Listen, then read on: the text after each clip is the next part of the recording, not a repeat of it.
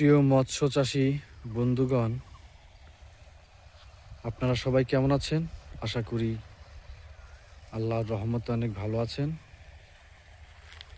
নতুন করে আবার শিং মাছের জন্য আরেকটা প্রজেক্ট রেডি করা হচ্ছে।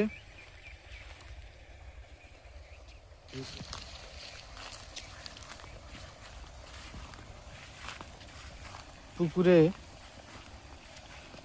পুনরায় চাষ শুরু করার আগে অবশ্যই তলার মাটি পর্যাপ্ত শুকিয়ে নিতে হবে, তা না হলে চাষ চলাকালীন সময় বিভিন্ন মাছের রোগী সংক্রান্ত বিষয়ে মুখোমুখি হওয়া লাগতে পারে।